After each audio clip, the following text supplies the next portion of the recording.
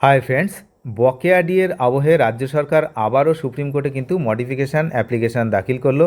এই সুপ্রিম কোর্টের ওয়েবসাইটে আমরা রয়েছি, আপনারা দেখতে পাচ্ছেন এই নতুন ডায়েরি নাম্বার 2108/2026 গতকাল অর্থাৎ 8 তারিখ কিন্তু এই মডিফিকেশান অ্যাপ্লিকেশান করা হয়েছে।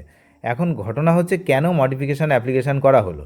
যে বিষয়টা জানা যাচ্ছে যে সুপ্রিম কোর্টের যে নির্দেশ ছিল সেই নির্দেশের আংশিক পরিবর্তন চেয়ে রাজ্য সরকার কিন্তু এই মডিফিকেশান অ্যাপ্লিকেশান করেছে। যে সময়সীমা, যে 25% বকেয়া ডিএ প্রদানের যে সময়সীমা সুপ্রিম কোর্ট বেঁধে দিয়েছিল, সেই সময়সীমাটাকে বাড়ানোর জন্য আবারও আবেদন করা হয়েছে। কতদিন বাড়ানোর জন্য না, 31 ডিসেম্বর 2026 এই পর্যন্ত বাড়ানোর জন্য কিন্তু এই মডিফিকেশান অ্যাপ্লিকেশান করা হয়েছে। এই হলো বিষয়। তো স্টেট অফ ওয়েস্ট বেঙ্গল বনাম কনফেডারেশন অফ স্টেট গভর্নমেন্ট এমপ্লয়িজের যে দীর্ঘস্থায়ী সেই মামলায় আদালতের নির্দেশে একটি মনিটরিং কমিটিও গঠন হয়। এই কমিটি প্রথম ও দ্বিতীয় বৈঠক যথাক্রমে 12 এবং 20 ফেব্রুয়ারি সম্পন্ন হয়েছে।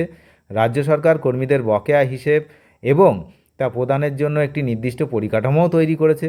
যে 2016 থেকে 2019 পর্যন্ত সময়কালের তথ্য ইতিমধ্যে কম্পিউটারাইজড করা হয়েছে। এবার বেশ কিছু ক্ষেত্রে, যেমন হচ্ছে গ্র্যান্ট ইন এইড, এই ধরনের ক্ষেত্রে কিন্তু এখনও সেটা সম্পন্ন হয়নি। ফিনান্সিয়াল ম্যানেজমেন্ট সিস্টেম বা IFMS এর মাধ্যমে এই পর্বের কাজ দ্রুত এগোচ্ছে। আর 2008 থেকে 2015 সাল এই সময়কালে রাজ্য সরকারের হচ্ছে কোনো HRMS এই পোর্টাল কার্যকর ছিল না। তাই পুরনো সার্ভিস বুকগুলো ডিজিটাইজ করার জন্য একটি নতুন ডেডিকেটেড পোর্টাল চালু হবে। এইগুলো কিন্তু আমরা জানতে পারছি। রাজ্য সরকার জানিয়েছে যে 100%ই যে ডিএ সেটা যে AICPI মেনে কিন্তু দেওয়া হবে, হিসাব করা হবে। তো এবার গ্রুপ ডি কর্মীদের জন্য কি হচ্ছে না, এই বিভাগের কর্মীদের বকেয়া অর্থ সরাসরি ক্যাশ প্রদান করা হবে, আর অন্যদের হচ্ছে GPF অ্যাকাউন্টে দেওয়া হবে। এগুলো কিন্তু সব জানা। কিন্তু রাজ্য সরকারের পক্ষ থেকে 25% বকেয়া ডিএর যে নির্দিষ্ট সময়ের মধ্যে মেটাতে না পারার বেশ কিছু আর্থিক ও প্রশাসনিক প্রতিকূলতার কথা কিন্তু তুলে ধরা হয়েছে এই মডিফিকেশান অ্যাপ্লিকেশানে, যে অ্যাপ্লিকেশানটা করা হয়েছে।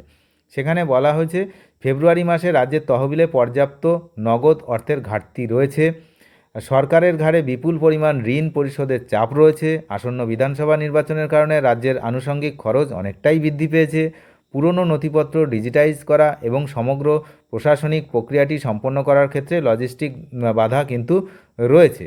তো এই ধরনের বিষয়গুলো থাকার জন্যই কিন্তু রাজ্য সরকার এই বিষয়গুলো জানিয়ে এই মডিফিকেশান অ্যাপ্লিকেশানটি করেছে। এখনও যদিও এটা পেন্ডিং রয়েছে, যেহেতু গতকালই হচ্ছে এটা হয়েছে, মডিফিকেশান অ্যাপ্লিকেশানটা হয়েছে, তো এটা পেন্ডিং রয়েছে।